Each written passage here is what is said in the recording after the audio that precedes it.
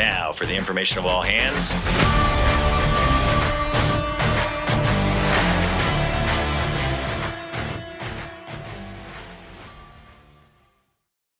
Welcome to episode 8 of the 1MC with Master Chief Jason Vanderhaden. I'm Chief Crystal Lenine, and today we are talking about education and opportunities with Commander Jennifer Westcott and Master Chief Anthony Matalonis.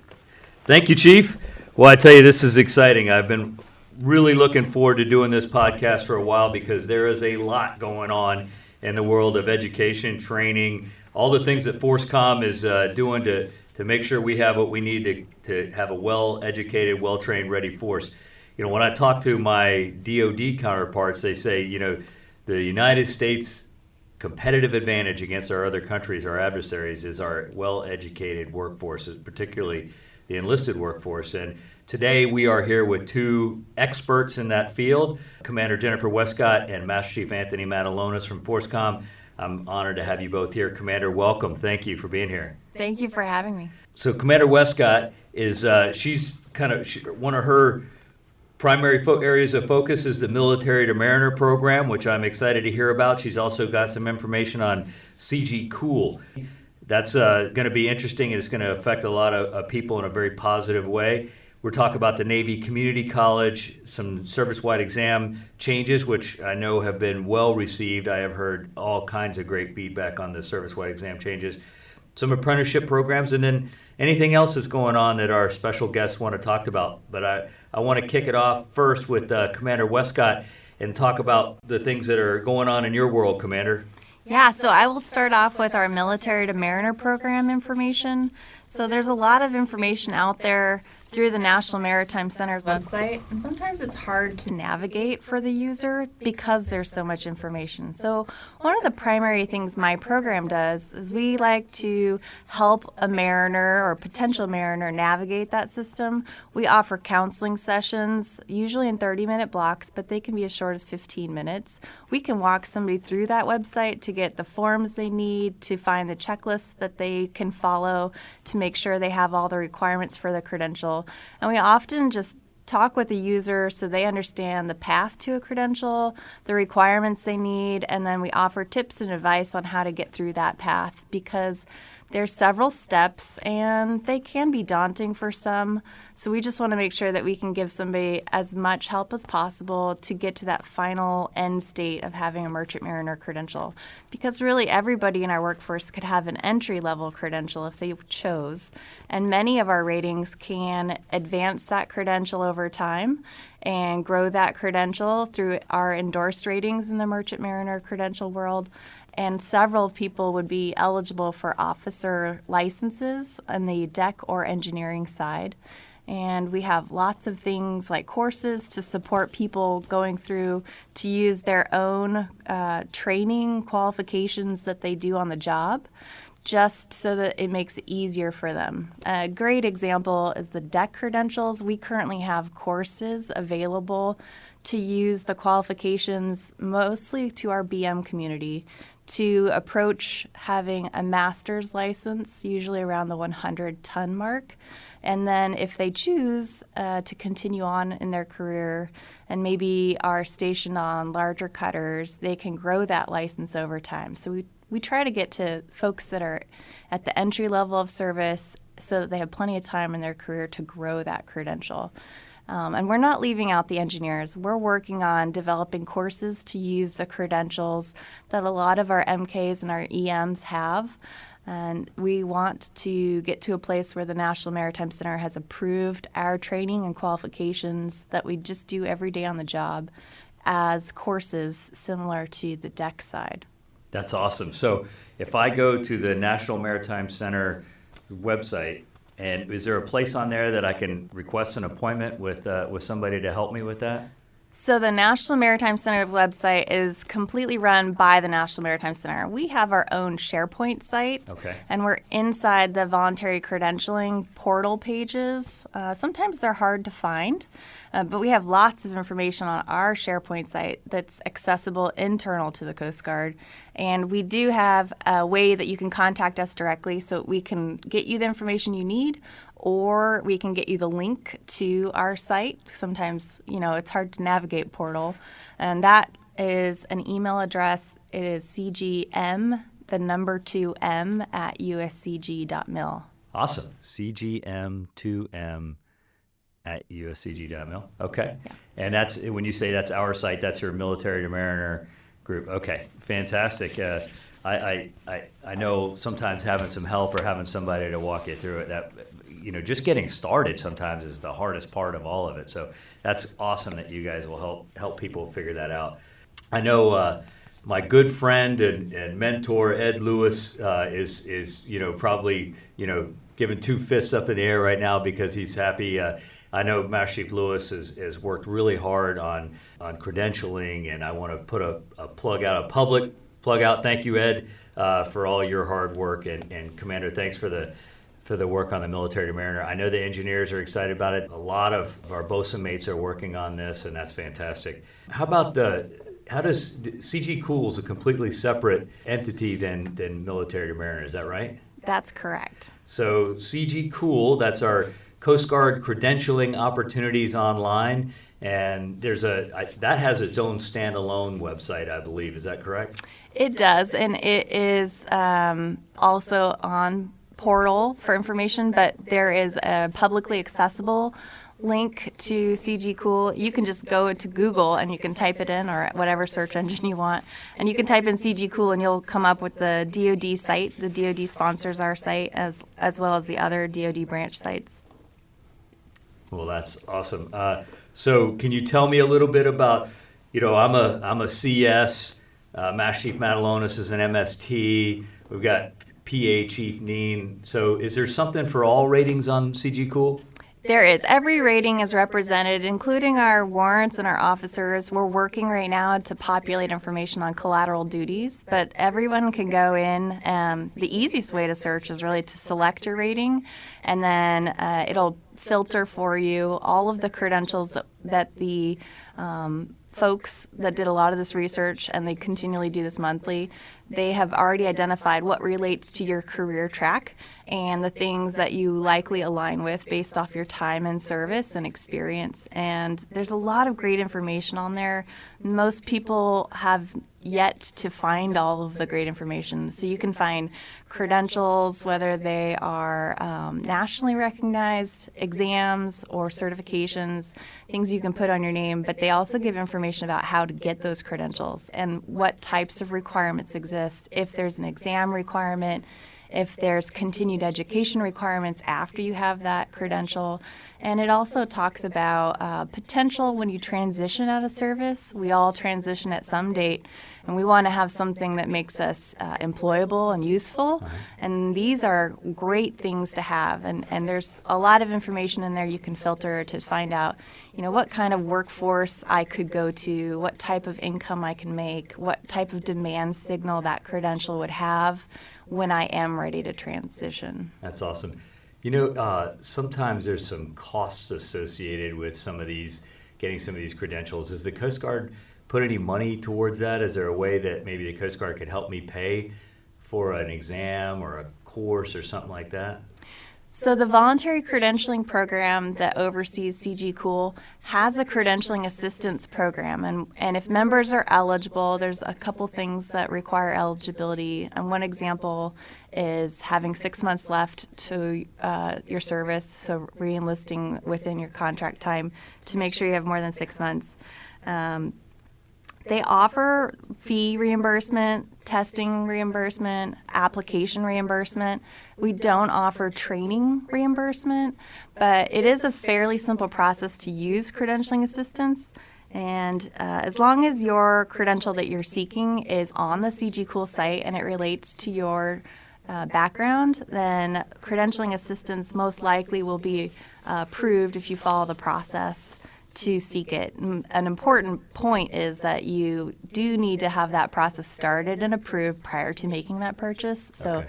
if members are seeking a reimbursement from something they've already paid for out of pocket maybe a year ago, it's not designed for that right now. Right, And yeah. we have expanded in this year, in 2021, from one opportunity to two. So nice. members can actually seek two different credentialing assistance opportunities each fiscal year. So you can use up your 2, and as soon as we transition over, now that we'll be in FY22, now that it's October, you can start those 2 opportunities all over again if you want to seek something else. So you can go through your career collecting different opportunities and having the Coast Guard assist you in that payment process. That's terrific. Thank you.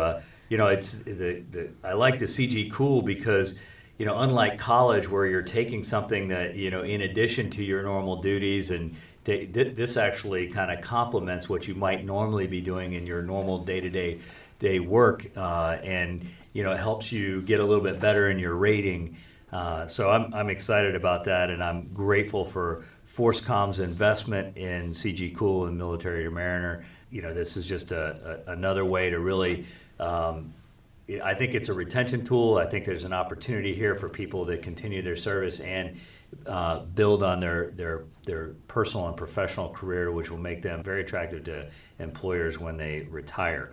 Commander, thank you. Thank you for all the hard work that you and your team are doing to help folks get the credentials and Military to Mariner. It's awesome. So now I want to switch over to introduce Master Chief Anthony Matalona. So he's an MST by trade, but the Coast Guard sent him to school, to the Human Performance Technology School. He spent a year or more at Florida State University learning to help develop and improve our educational processes, and he's really putting that knowledge to good work. And he's been working on the service-wide exam improvements. Many of you that take the service-wide recognize that we've done some changes to the EPME. And Master Chief, could you please talk to us a little bit about the work that you're doing on the service-wide exam? Absolutely. Thanks, Master Chief. So we went into this project with 3 main things in mind. One was we wanted to improve the test by increasing the transparency of the knowledge requirements. The second thing we wanted to do was have a manageable amount of information for folks to study. And the third piece was the information we have folks study, we want it to be relevant to their jobs. Now, it's hard to talk to an enlisted member that doesn't have some gripes about the service-wide, but everything up to this point has been anecdotal. What I wanted to do was not just make these changes, but also reach out to the fleet for feedback on these changes. So we started with EPME. EPME gives us a touch point with every rating, and if things didn't go well, then we wouldn't break the entire system because it's a small percentage of most of the service-wide exams. So we didn't do anything to the rating portion for the May 22 or the May 21 service-wide exam. But the data we've gotten back so far has been really, really positive, like you said. My feedback's been great. The feedback I've been getting, you guys nailed it. Good job. Thank you so much. So what we did was, after we did the May 21 service-wide exam, we gave a short survey out to folks that took the service-wide and just asked them some general questions about, the changes we made and then also the rating portion as well. And a lot of the hypotheses we went into were validated by that data because again, we didn't want to have this constant anecdotal information about the service-wide. We wanted to get some data behind it. So what we found was that people felt there was just way too much information to study, just way too much out there. And also the stuff really wasn't relevant to what they were doing, the stuff they were being tested on. So one of the initial changes we made on the rating side was, rating knowledge managers write the test, and before they were doing it in a vacuum by themselves. What we did was, just like we did with EPME, we brought in subject matter experts to help those rating knowledge managers write the test. So for the EPME, it wasn't just the rating knowledge manager that wrote that test. We brought in folks from your office, as well as program offices, other command master chiefs, and we even reached out to the fleet where you could provide questions on the service-wide as well. To actually find out what's relevant, what people need to know, and that's what we tested folks on. That's awesome. It's one of those things that we thought it would work, and we're just so happy that it actually is working so far. I tell you, just being able to travel around and talk to folks, and the positive comments that we've gotten on the way that we're asking the questions on the search-wide, and their ability to look at a bank of questions and say, okay, here's what I need to know. That does 2 things. It makes them smarter, and it makes sure that they're tested on something where they kind of know where to go get the information. Before it was just kind of, it was all over the place, and you never really knew what to study, and it didn't feel like you were really becoming a better petty officer because of what you were studying for the service wide. And I think you guys have really raised the bar on that. Good job. No, thank you. And what we considered our biggest win was we asked on that survey, did the previous format make you more knowledgeable about general Coast Guard information? Because really that's what I was trying to get at. Like, yes, this test is an assessment, but it's an assessment that we can use because folks spend a lot of time, because we also ask folks how many hours they're studying for the service-wide, and it's a lot. So we wanted to take that time they're using, often, on Liberty and things like that, and get some benefit from that, So 75% said the new format made them more knowledgeable about general Coast Guard information. I believe that. That was a 46% increase from the old format. So, I was so excited to hear that because that's exactly what we thought would happen. And then another thing we changed was the references we used for EPME. Previously, it was a lot of commandant instructions, things like that. That yes, you could find the information there, but it wasn't always the most current information. It didn't really get you to actually do things with that information. So what we did was we added references that were more useful, like websites, TTPs, job aids, things like that. Is it going to make life more difficult for test writers? Absolutely. But we're willing to take that risk so members can study the most current and relevant information. Yeah. So on the ratings, where are we going in terms of the rating portion of the service-wide? Are you making some improvements, helping the rating knowledge managers make some improvements there as well? Absolutely. So some of the things that we're changing for the May 22 service-wide exam are we are introducing subject matter experts into that process for the May 22 service-wide exam. So just like we did with EPME, we're going to have the rating knowledge manager, they're chartering teams of subject matter experts that includes the rating force master chief, as well as other folks that aren't taking the service-wide that are experts in that field to help write relevant questions or provide topics, what's going on in the fleet, to make sure that those questions and the stuff people are studying are relevant. Now, are we going to give test takers an idea of what to study? Are we going to give them like some sample questions, like, hey, you might see something that looks a little bit like this on the service-wide, or are we just going to, is it kind of ops normal in terms of just grab all your references and look at your EPQs and study off the EPQs and hopefully you study the right stuff? So for the May 22 service-wide, we're not going to be releasing any data banks of questions like we did for EPME. But one of the big changes, and this was the survey told us when we asked people, how did they, what made them feel prepared for the service-wide? And a lot of it was, I just studied the wrong information or things like that. Mm-hmm. And a lot of it was I studied old questions that just weren't on the service-wide. I mean, that came up a lot. So that's not what we want. We don't want people to be just studying, previous service-wide questions. And also the questions that they were getting, we found were mostly at the recall level. Like, what size is this? What level is this? What is on this drop-down menu? And again, that's not really assessing that folks really know how to do that stuff. So with the rating side, we added subject matter experts. The other thing we did was we asked them to write questions that weren't just recall level questions. We wanted to write questions that actually assessed applicability, application of that information. Yeah, so how much they actually know how to do what it is as opposed to just knowing the data or knowing a figure or something like that. Yeah, I get it. That's awesome. So if they're actually performing that RPQ, they'll be able to answer these questions. They'll be much better prepared to answer the questions. Now, what I will tell folks is don't go to your old study material. Don't do that. Really hone in on the RPQs. And I know that's been told to you over the years, always focus on those RPQs.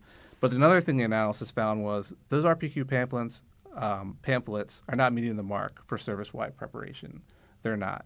So that's, again, is another reason why we wanted to make those change on the rating side and just see how that works. So nice. It's going to be the May 22 service-wide for most ratings is going to look completely different. That's terrific. That is terrific. So study your RPQs. We've given you kind of the bank of EPME questions that you need to look at. Make sure you're studying those. And I think you're gonna when our service-wide exam takers take the test, they're gonna feel like, wow, this really tested my ability to serve at the next higher pay grade, and I'm happy about that. I mean, we haven't done anything like this in a long time. I can remember handing, when I was a senior chief, giving an E5 my study material, going, I hope this still works for you. So I'm glad to see that we're updating that. That's going to be amazing.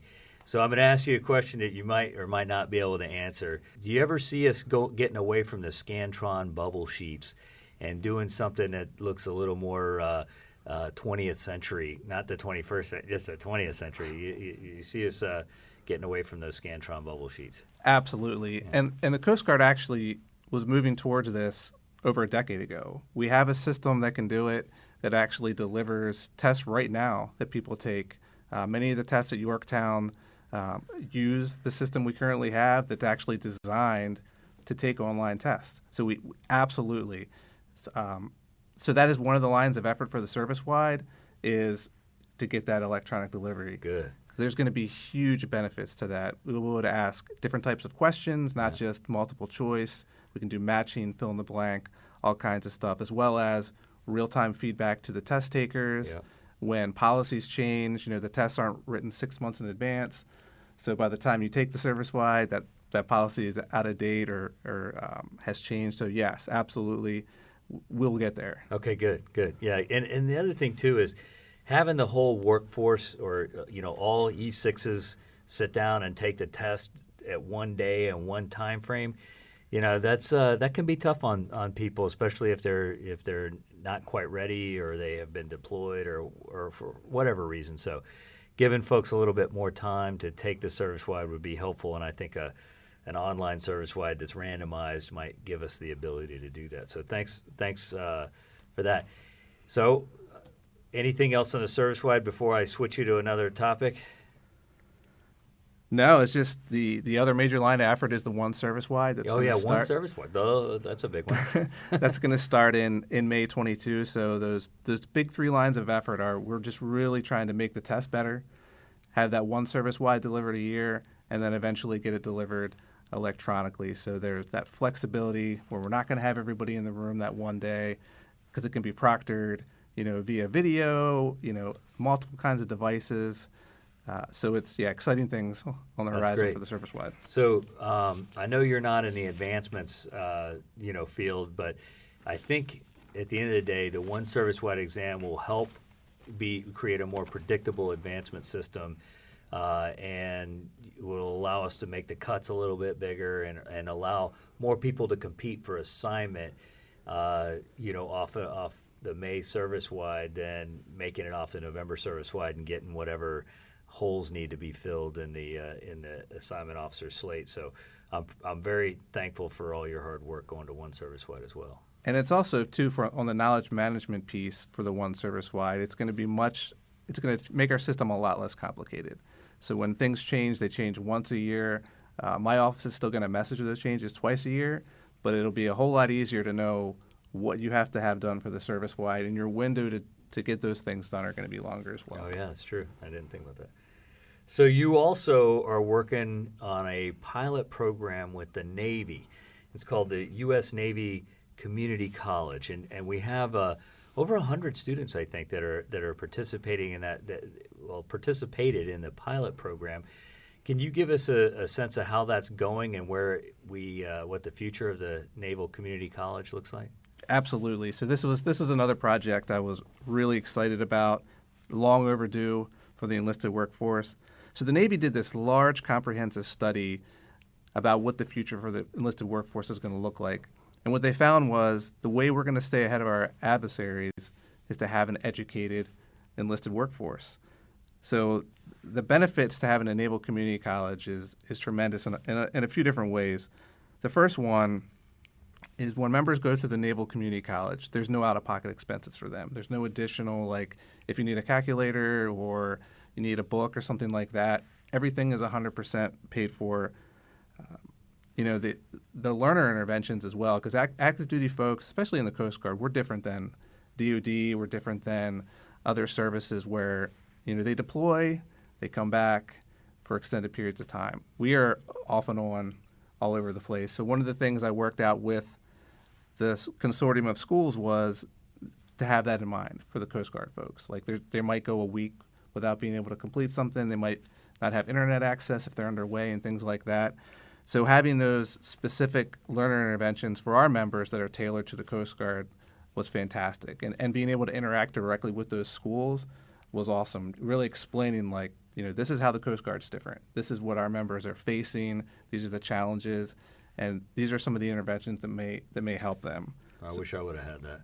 Yes. Begging for a little extra time on an assignment or staying up till 1 o'clock in the morning to do something that was to get an assignment done. That's tough. Well, thank you for that. So when I think Navy Community College, I'm thinking there's some like brick and mortar, like Navy built a college and, our folks are going, or maybe it's an online through the United States Navy, but it's not like that, right? They actually use like national schools. Is that right? Yes, 100% online. And these schools were handpicked based on their ability to deliver the highest quality online education. These aren't degree mills. These are regionally accredited universities, like really, really good universities that folks are going to get the opportunity to get into without going through all the hoops of admissions and things like that. Yeah, I pictured a naval officer working at the Annapolis teaching this Naval Community College, but I'm glad to hear that when you get your degree, it's an associate's degree. So the Naval Community College is going to pay for your associate's degree, but every associate's degree program is going to lead directly to a bachelor's. Okay. So one of the things I told the folks at the Naval Community College was, our folks are interested not just in associate's degrees. We're looking beyond that. We want bachelor's degrees or higher.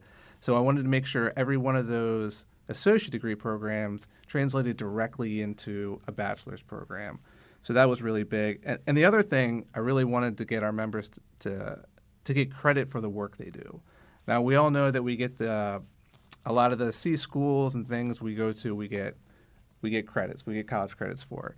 But if you've ever tried to use them at a university, they kind of get you out of bowling and archery, right? Uh-huh. It's just a general level elective credits. What I want to do is, crosswalk what members are doing and actually figure out what those gaps are to get them credit for an actual class. Okay. In an accredited degree program. And because we're working with a consortium of schools, those schools, we're working towards getting an agreement where whatever course you take, like if you take English 101 at University of Arizona, it's going to work for you at University of Maryland Global Campus. Like, you're not going to have to retake those. It's going to be part of the same degree path, which is, we haven't gotten there yet, but that's what we're working towards, is this consortium of schools that you can, not always having to worry about, well, okay, I got to transfer these credits from this school to this school because I moved here or whatever, or you're going to retire, you're going to separate. This consortium of schools, we're working towards getting them all to work together, where you have that true, transcript that's going to work at any one of those schools. Nice. We used to have this thing called the SOC Coast, and it was a service member opportunity colleges, Coast Guard, and they had one for the Navy and others. And I believe the way that worked was, a course at one school would be accepted by another school or something like that. Is that kind of what you're driving towards? It is, and I went to a SoCo school, and I actually ran into problems transferring schools because that was exactly what I was told as well, and it wasn't clean and easy. Like I was going to one college, and when I transferred units, I was trying to take courses at another college, thinking, I'll just get them signed off. It just didn't work. They wouldn't do it, but this will hopefully alleviate that. Okay, great, awesome. Well, thanks for your work on the Navy Community College. I'm excited about that. Hopefully we can keep that going. I talk to the Master Chief Pettis of the Navy all the time and thank him for the Navy's support with that. So I'm optimistic the Navy will keep funding that and keep that going. I think they've had the Marines are in it too, right? Yes. Yeah, and so I think they've had a lot of success with that. So I think they like it. Let's switch directions here and talk about some of our A school apprenticeship programs. Some of the way that we're changing our A schools. I get asked a lot, hey, Master Chief, are we going to bring back the Striker program? And my answer is usually, or as always, no, not like it was. but we are building apprenticeships in some of our A schools. I know the MEs are doing that, the BOSA mates are doing that, and then all the aviation ratings have some sort of apprenticeship that you do before you go to A school. Can you see us going, is there any other schools, is ForceCom talking about doing that for any other schools? Is there any other types of rating, like apprenticeships that might be available in the future? Any talk of that? Yeah, we're evaluating all the ratings, Master Chief. Okay. So yeah, we found a great success with the bosun mates and the MEs. This whole idea of everyone shows up on the same day and graduates on the same day, this one size fits all, it's just not the ideal way of doing things, because people show up with different levels of knowledge. And what we want to do is move those folks ahead. So if you come in qualified in these things, then why should we make you sit through it again at A school? Let's get you through the pipeline. Let's get you out in the fleet doing good things. So yes, we are evaluating all the ratings. Awesome. Well, I know that'll save money. The assignments might get a little interesting coming out of A school, but I'm sure we can figure that out. But that's great. I know there's ForceCom's incorporating a lot of virtual type learning, and even the goggles that you put on that you can actually do see the equipment that you're working on before you actually get there to work on it. So I'm excited about the technology that ForceCom is using to help our folks get a head start before they actually get to the school. That'll be good. Absolutely. And one of the things I want people to take away is we're not turning every class or every school online. Like, that is not the direction we're going. We're looking at every outcome, every learner outcome, and if we can't do it online, we won't. Okay. Like, simple as that. The things that we can convert online, we've seen a lot of success with. The ability for people to take it in different locations, and that there's a cost savings and there's some flexibility there. But if it doesn't work, it doesn't work. At the end of the day, ForceCom is always looking at what's going to get the best outcome for those students. Sure. That's fantastic. So that's a lot. I mean, we've gone over military to mariner. We went over credentialing. We talked about the service-wide exam and the Navy Community College. Talked a little bit about apprenticeship programs. Is there any other types of programs or anything else that ForceCom's working on that you want to let us know about? Absolutely. So we also have something called US MAP, which is United Services Military Apprentice Program. So if you go to the ERATS portal page, you'll see a link to it, and it'll take you to the website to give you all the information on it. But it's basically a way to document, things you're already doing through the Department of Labor. So the US MAP is a formal military training program that provides active duty service members the opportunity to improve their job skills and to complete a civilian apprenticeship requirements while on active duty. What this means is, for members, is if they complete this apprenticeship, it can mean the difference between $15 an hour and $25 an hour.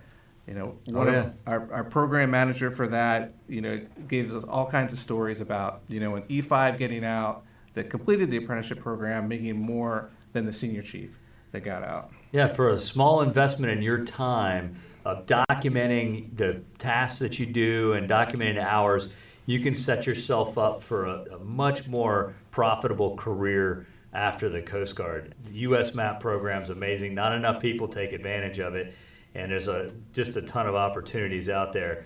Even if you intend to do 20 years and retire, getting those journeyman and master level certifications before you leave the service is going to be so much better for you in your civilian life. So US MAP, I highly encourage everybody to look at that. Any other things? Anything else going on?